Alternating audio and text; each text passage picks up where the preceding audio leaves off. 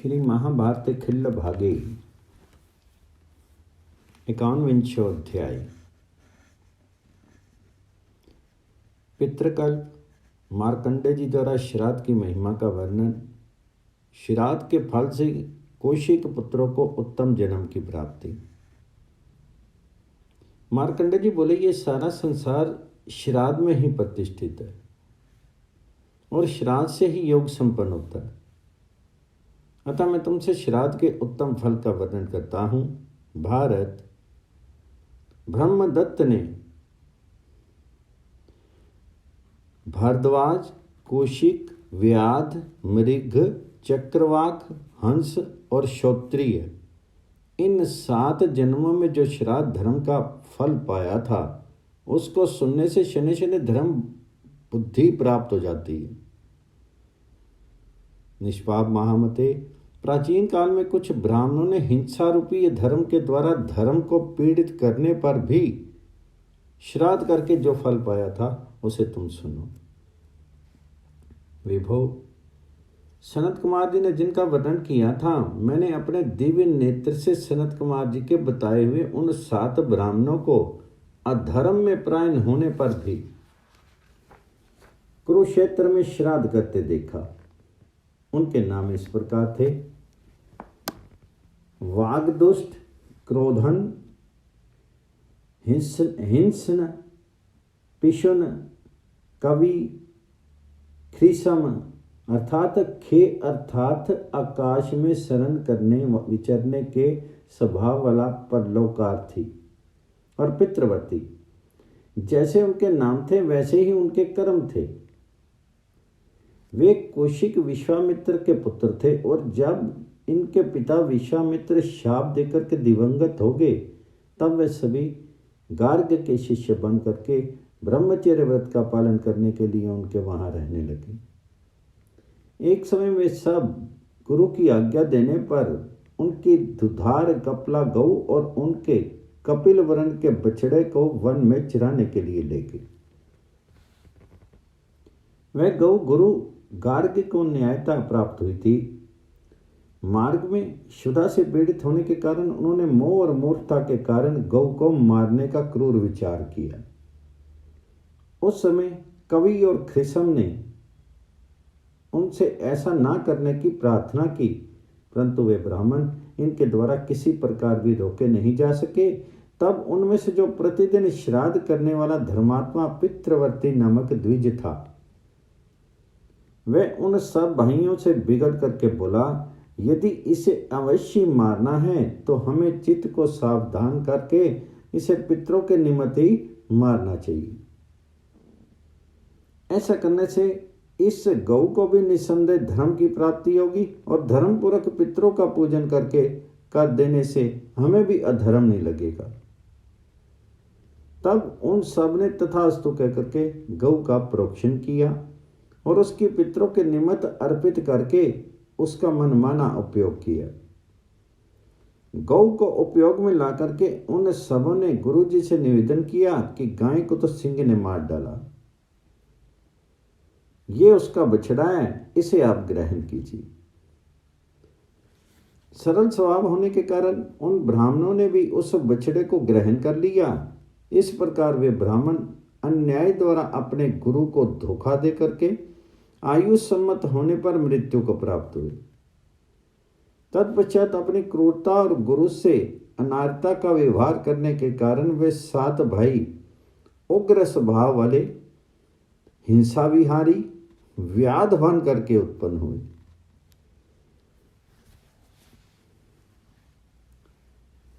विश्वामित्र जी ने अपने 50 पुत्रों को शाप देते हुए कहा था, तुम्हारे वंश का अंत हो जाए, तुम अपनी प्रजा का भक्षण करो, अर्थात अब तुम्हारे पुत्र आदि ब्राह्मण नहीं कहलाएंगे। इस प्रकार तुम अपनी प्रजा के ब्राह्मणत्व का भक्षण करोगे। उन 50 पुत्रों में से वे ये वाग दुष्ट आदि भी हैं। सुना जाता है कि अंध्र, पुंड्र आदि भी इनकी ही संतानें हैं। तात उस समय वे एक बहेलिये के बलवान एवं मनस्वी पुत्र हुए। उन्होंने धर्मता पितरों का पूजन करके गौ का प्रोक्षण किया था, इसलिए दूसरा जन्म पाने पर भी उनको अपने पूर्व जन्म और पूर्व जन्म में किए हुए कर्मों का स्मरण बना रहा। वे सातों दशार्ण देश में धर्म कुशल व्याध बन करके उत्पन्न हुए थे। वे सब लोभ और असत्य से दूर रहते हुए अपने कर्म में तत्पर रहते थे और उतना ही भोजन करते थे जिससे प्राण टिके रहे। उनके पास जो समय बचता था उसमें ध्यान मग्न होकर के वे अपने पूर्व जन्म के कर्म का चिंतन करते रहते थे। इस जन्म में उनका नाम इस प्रकार थे: निर्वैर, निर्वृति, शांत, निर्मन्यु, कृति, वैधस और मात्रवर्ती। ये सभी व्याध परम धार्मिक थे। इस प्रकार वे देशार्ण देश में रह करके हिंसा में भी धर्म का पालन करते रहते थे। वे अपनी वृद्धा माता का सत्कार करते थे और पिता को भी संतुष्ट रखते थे। जब उनके माता पिता मर गए तब उन्होंने अपने अपने धनुष का परित्याग करके वन में अनशन आदि के द्वारा अपने प्राण त्याग दिए। माता पिता के सेवा रूप शुभ कर्म के कारण वे पूर्व जन्म का स्मरण रखने वाले मृग बन करके उत्पन्न हुए। पहले हिंसा के द्वारा दूसरों को त्रास देने के कारण वे रमणीय कालंजर पर्वत पर सदा उद्विग्न रहते थे। उन मृगों के नाम उन्मुख, नित्य वित्रस्त, स्तब्धकरण, विलोचन, पंडित, घसमर और नादी थे। उस जन्म में भी पूर्व जन्म की स्मृति होने के बाद याद आए हुए उन्हीं कर्मों और उनके फलों का स्मरण करते हुए वे मृग धैर्य पूर्वक कष्ट सहन करते, शीत उष्ण आदि द्वंद्वों की परवाह नहीं करते और परिग्रह हिरनियों के संग से दूर रह करके वन में घूमते रहते थे। वे सब समान रूप से धर्म का पालन करते और शुभ कर्मों में तत्पर रहते थे एवं योग धर्म का आश्रय लेकर के आत्म विचार करते हुए वन में इधर उधर घूमते रहते थे। उन मृगों ने हल्का आहार तथा निर्जल रहने की साधना करके तपस्या में तत्पर होकर के वहां अपने प्राण त्याग दिए। जाल न पाने की साधना करने वाले उन मृगों के पैरों के चिन्ह कालंजर पर्वत पर अब भी पूर्ववत दिखाई देते हैं। इस शुभ कर्म के कारण वह अशुभ योनि से छूट करके अति शुभ चक्रवाक की योनि में उत्पन्न हुए।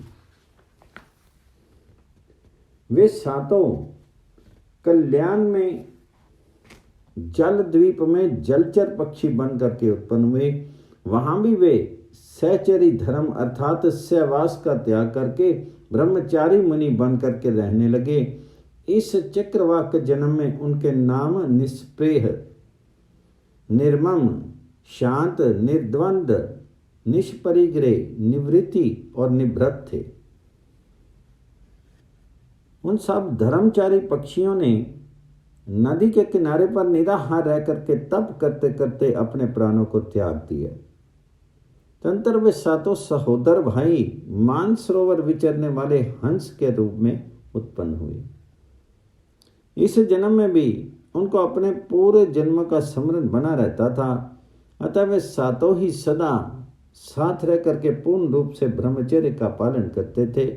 उन्होंने ब्राह्मण योनि में मोहवश अपने गुरु से मिथ्या भाषण किया था, इसलिए वे तिर्यक योनि में उत्पन्न होकर के संसार में भटक रहे थे। स्वार्थ में तत्पर रहने पर भी उन्होंने पितरों के श्राद्ध के निमित्त संकल्प बोल करके कार्य किया था, इसलिए उन्हें उत्तरोत्तर उत्कृष्ट गुण से युक्त ज्ञान और जन्म मिलता गया। इस जन्म में उन हंसों के नाम थे सुमना, शुचिवाक, शुद्ध, पंचम, छिद्रदर्शन, सुनेत्र और स्वतंत्र। उन वाग्दुष्ट आदि कौशिक पुत्रों में जो पांचवा कवि था वह भावी सातवें जन्म में पांचिक नामक राजमंत्री हुआ। छठा ख्रिसम नामक मनुष्य जन्म में कंड्रीक हुआ और सातवां पितृवर्ती भावी सातवें जन्म में ब्रह्मदत्त हुआ। उन्होंने सातों जन्म में जो तप किया उससे, योग सिद्धियों से, पूर्व जन्म के कर्म की स्मृति होने से और पूर्व जन्म में गुरुकुल में रह करके जो वेद अध्ययन किया था उसके प्रभाव से संसार में भ्रमण करने पर भी उनकी बुद्धि वैसे ही बनी रही, बदली नहीं। वे सभी आकाशचारी हंस ब्रह्मचारी और ब्रह्मवादी होकर के योग धर्म का पालन करते हुए विचरते रहे। इस प्रकार वे सब पक्षी वहां साथ साथ विचर रहे थे। इतने ही में नीपो का स्वामी पौरवंशी श्रीमान विभ्राज अपने शीर की कांति से प्रकाशित होता और अपना प्रभाव दिखाता हुआ अपने अंतःपुर को लेकर के उस वन में आया। तब स्वतंत्र स्वभाव वाले हंस ने वहां आए हुए उस लक्ष्मीमान राजा को देख करके उसके समान बनने की कामना की। वह विचारने लगा कि यदि मेरे पास कुछ भी पुण्य तप या नियम हो तो मैं इस राजा के समान हो जाऊं। अब मैं इस उपवास और निष्फल तप से खिन्न हो रहा हूं।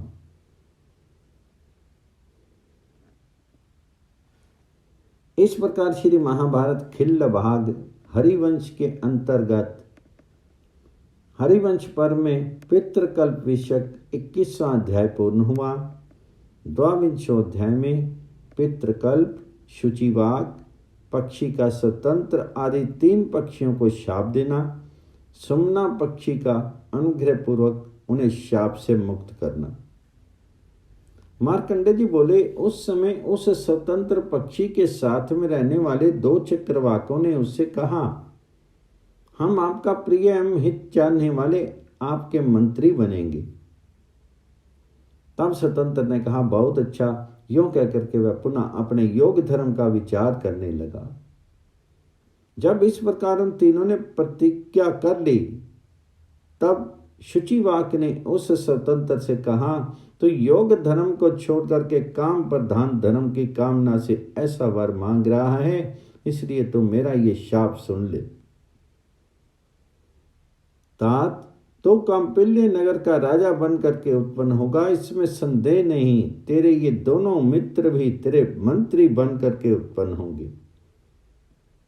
इस प्रकार शेष 4 पक्षियों ने राज्य की इच्छा करके योग धर्म से भ्रष्ट होने वाले उन तीनों पक्षियों को शाप दे करके उनसे बोलना भी छोड़ दिया। इस प्रकार योग भ्रष्ट होने के कारण शाप से ग्रस्त हुए वे तीनों पक्षी डर के मारे अचेत हो गए। उन तीनों साथियों ने 4 पक्षियों से शाप का अनुग्रह करने की प्रार्थना की। तब उन्होंने उसके ऊपर कृपा की और सबकी सम्मति से सुमना ने अनुग्रह पूर्वक यह बात कही, इसमें संदेह नहीं कि तुम्हारे इस शाप का शीघ्र ही अंत होगा। ये योग से भ्रष्ट होकर के तुम मनुष्य योनि में उत्पन्न होगे और अंत में फिर तुम्हें योग ज्ञान प्राप्त होगा। यह स्वतंत्र नामक हंस सब जीवों की बोली समझने वाला होगा। पूर्व जन्म में इसी के कथन के अनुसार कार्य करने से हमें पितरों की कृपा प्राप्त हुई। इसने कहा था कि गौ का प्रोक्षण करके इसे पितरों को अर्पित किया जाए। इसी के पालन से हम सबको योग साधक ज्ञान की प्राप्ति हुई है। उस मनुष्य जन्म में जब कोई पुरुष तुम्हें ये आगे बताया जाने वाला वाक्य संदर्भ रूप सप्त व्याधा दशार्णेषु आदि श्लोक सुनाएगा, तब तुम्हें वह मोक्ष देने वाला ज्ञान में योग धर्म फिर प्राप्त हो जाएगा। इस प्रकार श्री महाभारत खिल्लबाग हरिवंश के अंतर्गत हरिवंश पर्व में पितृकल्प विषयक 22वां अध्याय पूर्ण हुआ। 23वें अध्याय में हंसों का कांपिल्य नगर में ब्रह्मदत्त आदि के रूप में उत्पन्न होना और 4 हंसों का अपने पिता से आज्ञा लेकर के मुक्त हो जाना। मार्कंडे जी ने कहा, तदंतर योग धर्म में निरत रहने वाले उन 7 मानसचारी हंसों ने जो पदम गर्भ, अरविंदाक्ष, शीरगर्भ, सुरोचन, उरुविंदु, सुविंदु और हेमगर्भ नाम धारण करते थे। केवल जल और वायु का ही भक्षण करके अपने शीर को सुखाना आरंभ कर दिया। इधर वह राजा अपने शीर से प्रकाश फैलाता हुआ अपनी स्त्रियों को साथ लेकर के उस वन में इस प्रकार घूमने लगा जैसे नंदन वन में इंद्र घूमते हों। उस राजा ने उन पक्षियों को एकाग्रता आदि बाह्य लक्षणों से योग धर्म में प्रायण देखा। इससे वे पक्षी भी योग साधन करते हैं। मैं मनुष्य होकर भी अब योग साधन नहीं कर सका। इस प्रकार कुछ निर्विन्न होकर के उसी बात को सोचता हुआ अपने नगर को चला गया। उसके अनूहे नामक परम धार्मिक पुत्र था। वह अनहु धर्म के सूक्ष्म तत्व के चिंतन में अनरक्त था, इसलिए उसे अनुपद ब्रह्म के सूक्ष्म स्वरूप का बोध प्राप्त हुआ था। उसको शुक ने श्रेष्ठ लक्षणों वाली सत्यशील एवं अन्यान्य गुणों से संपन्न और सदा योग धर्म का पालन करने वाली अपनी कन्या कृति अर्पित की थी। भीष्म, जैसा कि सनत कुमार जी ने पहले मुझे बताया था, वह सुंदरी कन्या कृति पितरों की ही बुद्धिमती कन्या पीवरी थी। वह सत्य धर्म का पालन करने वाली नारियों में श्रेष्ठ थी। पुण्यात्मा पुरुष भी उसके स्वरूप की बड़ी कठिनता समझ सकते थे। वह स्वयं तो योगिनी थी ही, योग की ही पत्नी और योगी की ही माता भी थी। मैंने पहले पितृकल्प के समय ये सब बातें तुम्हें बताई थी। राजा भी भ्राज अनु को राज्य सिंहासन पर बैठा करके प्रसन्नचित्त होकर के पूर्ववासियों से विदा लेकर के ब्राह्मणों से स्वस्ति वाचन करा करके जहाँ में सहचरी हंस रहते थे उस सरोवर तप करने के लिए चले गए। वे उस सरोवर के तट पर सब कामनाओं को त्याग निराहार रह करके वायु को ही पी करके तपस्या करने लगे। उनका ये संकल्प था कि मैं उन योगी हंसों में से किसी एक का पुत्र बन करके उत्पन्न हूं तो मैं भी योग धर्म का पालन कर सकूंगा। इस प्रकार विचार करके वे महातपस्वी विभ्राज बड़ा भारी तप करके सूर्य के समान शोभित होने लगे। कुरुश्रेष्ठ, उन्होंने अपने तप से उस वन को विभ्राजित प्रकाशित कर दिया, इसलिए वह सरोवर और वह वन भी व्यभ्राज सरोवर और व्यभ्राज वन के नाम से प्रसिद्ध हो गए। इसी समय उस सरोवर का उन योग धर्म का पालन करने वाले 4 हंसों ने तथा योग भ्रष्ट 3 हंसों ने भी अपने शीर को त्याग दिया। वे 7 निष्पाप महात्मा कंपिल्य नगर में ब्रह्मदत्त आदि नामों से उत्पन्न हुए। ये सब ज्ञान, ध्यान, तप और पूजा में लगे रहते थे तथा वेद वेदांग के पारगामी विद्वान थे। इनमें 4 को तो अपने पूर्व जन्म का स्मरण था और 3 शाप से मोहित होने के कारण अपने पूर्व जन्म की स्मृति से वंचित थे। स्वतंत्र ने अपने पक्षी शीर में जैसा संकल्प किया था उसी के अनुसार वह अनु के महायशस्वी पुत्र ब्रह्मदत्त के रूप में उत्पन्न हुआ। वह ज्ञान, ध्यान और तप करके पितृ हो गया था तथा वेद और वेदांग का पारगामी विद्वान था।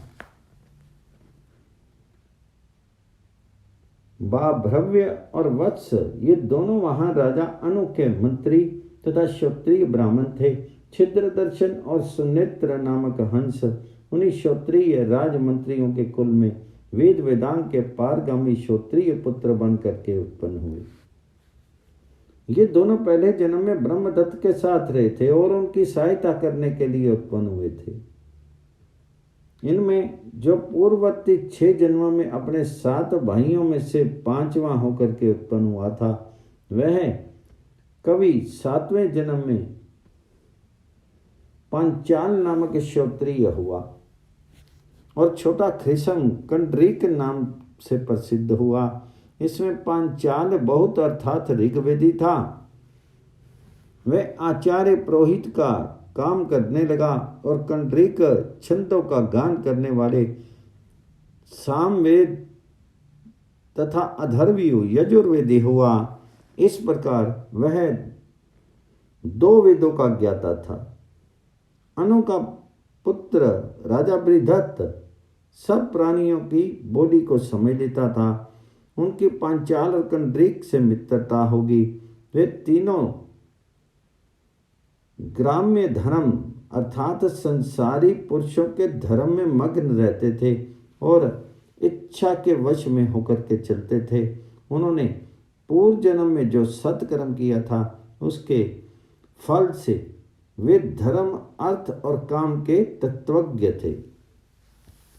राजाओं में श्रेष्ठ अनु निष्पाप ब्रह्म तत्व का राज्य पर अभिषेक करके स्वयं योग साधन करके परम गति की प्राप्त हो गए। असित देवल की पुत्री जिसका नाम सन्नति था तथा जिसका तिरस्कार करना किसी के लिए भी बहुत कठिन था, राजा ब्रह्मदत्त की धर्मपत्नी हुई। उस एक भाव ब्रह्म भाव से संपन्न नम्रता की मूर्ति योग धर्म का पालन करने वाली सन्नति नाम की श्रेष्ठ कन्या की ब्रह्मदत्त ने देवल ऋषि से पत्नी के रूप में प्राप्त किया।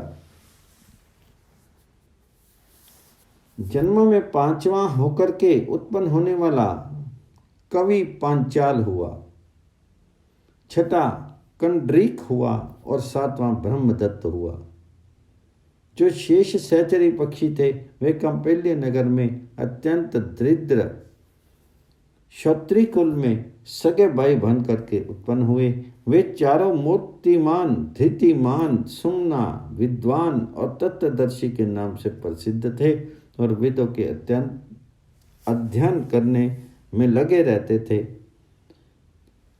साथ ही योग साधन के लिए गृह त्याग करके अवसर ढूंढते अथवा अपने सहचारियों के भोग आसक्ति रूप दूषण पर भी दृष्टि रखते थे।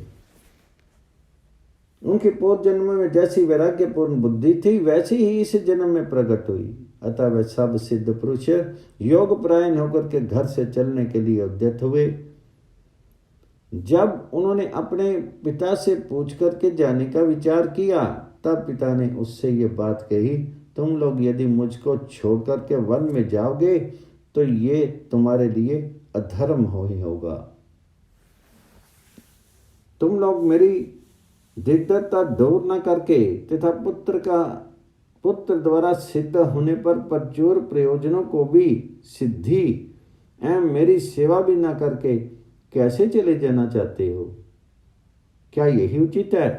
तब उन सब द्विजों ने अपने पिता से कहा, हम लोग ऐसा उपाय करेंगे जिससे आप जीवन निर्वाह कर सकेंगे तथा हम जैसे पुत्रों को पा करके आपको अपने उद्धार के लिए भी चिंता करने की आवश्यकता नहीं है। अतः निष्पाप राजा ब्रह्मदत्त से मिल करके ये महत्वपूर्ण सप्तव्याधा दशार्न शिव इत्यादि श्लोक उनको और उनके मंत्रियों को सुनाइएगा। इससे प्रसन्न होकर के वे आपको बहुत से ग्राम, प्रचुर भोग और आपकी इच्छा के अनुसार सब पदार्थ देंगे। आपकी जब इच्छा हो तब ब्रह्मदत्त के पास चले जाएं। इतनी बातें कह करके उन सबों ने अपने पिता की पूजा की और योग धर्म का साधन करके वे परम आनंद में मोक्ष को प्राप्त हो गए। इस प्रकार श्री महाभारत खिल्ल भाग हरिवंश के अंतर्गत हरिवंश पर्व में पितृकल्प विषयक 23वां अध्याय पूर्ण हुआ। 24वें अध्याय में विभ्राज का ब्रह्मदत्त का पुत्र बन करके उत्पन्न होना, रानी सन्नति का ब्रह्मदत्त से रूठना, एक ब्राह्मण के कहे हुए श्लोकों से ब्रह्मदत्त, पांचाल्य और कंडरीक को अपने पूर्व जन्म का ज्ञान होना तथा ब्रह्मदत्त आदि का तप करके मुक्त हो जाना। मार्कंडेय जी ने कहा, जिसके मन में योग साधन विषयक संकल्प हुआ था वह तपस्वी राजा विभ्राज ब्रह्मदत्त का पुत्र होकर के उत्पन्न हुआ और उस जन्म में मैं विश्वक्सेन नाम से प्रसिद्ध हुआ। एक समय की बात है, राजा ब्रह्मदत्त प्रसन्न चित्त से अपनी भार्या को साथ में लिए उपवन में इस प्रकार विहार कर रहे थे जैसे इंद्र इंद्राणी के साथ विहार कर रहे हैं। उसी समय राजा ने एक चींटे का स्वर सुना जो काम के वश में होकर के अपनी कामनी चींटी से बहुत गिड़गिड़ा कर प्रार्थना कर रहा था। छोटी सी चींटी कुपित हो मान किए बैठी थी और चींटा उससे याचना कर रहा था। ये देख सुन करके ब्रह्मदत्त अचानक ही बड़े जोर से हंस पड़े। उस समय सुंदरी रानी सन्नति लज्जित सी होगी और दीन होकर के बहुत दिनों तक उसने खाना पीना तक छोड़ दिया। जब पतिदेव उसे मनाने लगे तब पितृ मुस्कान वाली सन्नति ने उनसे कहा, राजन, आपने मेरी हंसी उड़ाई है, अतः मैं जीवित रहना नहीं चाहती। तब राजा ने हंसने का कारण बताया, परंतु सन्नति ने उस बात पर विश्वास नहीं किया और कोप में भर करके, मनुष्य में ऐसी शक्ति, सब प्रकार की बोली को समझने की शक्ति नहीं हो सकती। देवताओं की कृपा, पूर्व जन्म में किए हुए तप अथवा विद्या योग शक्ति के बिना ऐसा कौन मनुष्य है जो चींटे की बोली को समझ सके। यदि आदमी और प्राणियों की भाषा को समझने की शक्ति है तो मैं जिस प्रकार इस बात को समझ सकूं उस प्रकार मुझे विश्वास दिलाइए। राजन, यदि आप ऐसा नहीं करेंगे तो मैं आपसे सत्य की शपथ खा करके कहती हूं अपना प्राण त्याग दूंगी। रानी इन कठोर शब्दों को सुनकर राजा बड़ी विपत्ति में पड़ गए। तब उन्होंने शरणागत रक्षक, समस्त प्राणियों के स्वामी, देवश्रेष्ठ भगवान नारायण हरि की शरण ली। उन महायशस्वी महात्मा राजा को निराहार रहकर भक्तिपूर्वक समाहित चित्त से उपासना करते हुए 6 रातें बीत गई। 6ठी रात में राजा ने प्रभु नारायण देव का दर्शन किया। समस्त प्राणियों पर अकारण दया करने वाले भगवान ने राजा से कहा, ब्रह्मदत्त, प्रातःकाल होने पर तुझे कल्याण की प्राप्ति होगी। इतनी बात कह करके भगवान वहीं अंतर्ध्यान हो गए। इधर जो चारों महात्मा ब्राह्मणों के पिता थे, वे पुत्रों से श्लोक सीख करके कृतकृत्य से हो गए। वे धर्म से कभी अलग न होने वाले राजा ब्रह्मदत्त तथा उसके मंत्रियों को खोजने लगे, परंतु उन्हें श्लोक सुनाने का कोई अवसर नहीं मिला। इतने में भगवान नारायण से वर पा करके राजा सरोवर में स्नान करके स्वर्ण जड़ित रथ में बैठे और प्रसन्नता पूर्वक अपनी नगरी में प्रवेश करने लगे। उसमें ब्राह्मण श्रेष्ठ कंडरीक ने अपने हाथ में ब्रह्मदत्त के घोड़ों की बागडोर ले रखी थी और वह भव्य पुत्र पांचाल उनके ऊपर चवर और व्यंजन पंखा ढुला रहे थे। यही अवसर है, ये समझ करके वह ब्राह्मण राजा को और उनके दोनों मंत्रियों को उसी समय श्लोक सुनाने लगे। जो दशान देश में व्याध करंजन पर्वत पर मृग, शरदीप में चक्रवाक तथा मानस सरोवर में हंस हुए थे, उनमें से हम 4 तो कुरुक्षेत्र में वेद पारगामी कुलीन ब्राह्मण होकर के दीर्घ मार्ग पर चले आए हैं, अर्थात योग साधना करके मुक्त हो गए। अब शेष बचे हुए तुम 3 व्यक्ति योग मार्ग से भ्रष्ट होकर के क्यों कष्ट पा रहे हो। राजा ब्रह्मदत्त वह श्लोक सुनकर के मूर्छित हो गए और उनके मंत्री पांचाल तथा कंडरीक की भी वही दशा हुई। कंडरीक के हाथ में से चाबुक और बागडोर छूट गई तथा पंचाल के हाथ में से भी चंवर और पंखा छूट करके नीचे गिर पड़े। नगर निवासी और मित्रवर्ग राजा तथा दोनों मंत्रियों की इस दिशा को देख करके खिन्न हो गए। दोनों मंत्रियों सहित शत्रु दमन राजा ब्रह्मदत्त रथ में 2 घड़ी तक मूर्छित पड़े रहे। तत्पश्चात उन्हें होश आया और वे अपने नगर में लौट आए। तदनंतर उन तीनों को उस सरोवर का ध्यान आ गया और अपने पूर्व जन्म के योग का भी स्मरण होने लगा। तब उन्होंने उस ब्राह्मण को बहुत सा धन और भोग पदार्थ दिए। फिर ब्रह्मदत्त ने अपने राज्य पर शत्रु दमन विश्वक्सेन का अभिषेक किया और अपनी स्त्री को साथ में लेकर के वन को चल दी।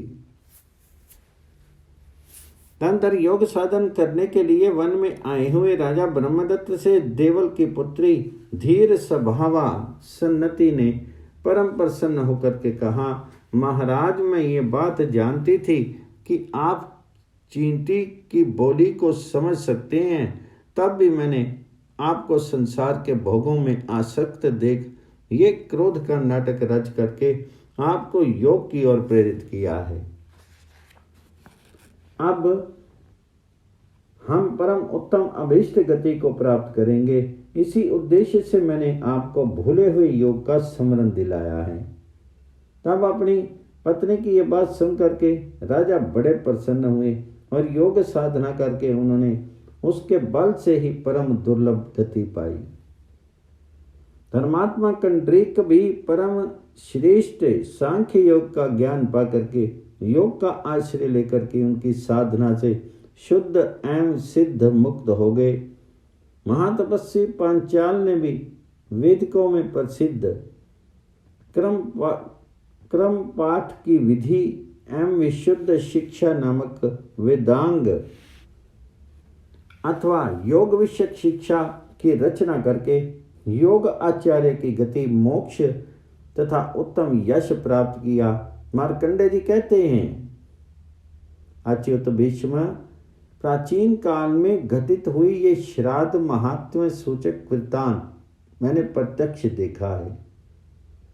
तुम भी इसे धारण करो तो तुम्हारा कल्याण होगा। जो दूसरे सज्जन भी उन वाग दुष्ट आदि के उत्तम चरित्र को सुनेंगे वे भी कभी तिर्यक योनियां उत्पन्न नहीं होंगे। भारत महात्माओं की सद्गति देने वाले इस महत्व में उपाख्यान को सुनने से हृदय में योग धर्म पूर्ण रूप से प्रकाशित होने लगता है। हृदय में उस योग धर्म को धारण करने से ही मनुष्य कर्म शांति लाभ करता है। फिर उसे पृथ्वी में तुरंत दुर्लभ योनियों की शुद्ध गति प्राप्त होती है। वैशंपायन जी कहते हैं, प्राचीन काल में बुद्धिमान मार्कंडेय जी ने श्राद्ध के फल को लक्ष्य में रख करके सोम चंद्रमा का आप्यायन अर्थात पोषण करने के लिए ये ऐसी कथा कही थी। भगवान सोम ही लोगों को परम तृप्ति देने वाले हैं। अब वृष्णि वंश के प्रसंग में तुम चंद्रवंश का वर्णन सुनो। इस प्रकार श्री महाभारत खिल्ल भाग हरिवंश के अंतर्गत हरिवंश पर्व में पितृकल्प का उपसंहार नामक 24वां अध्याय पूर्ण हुआ।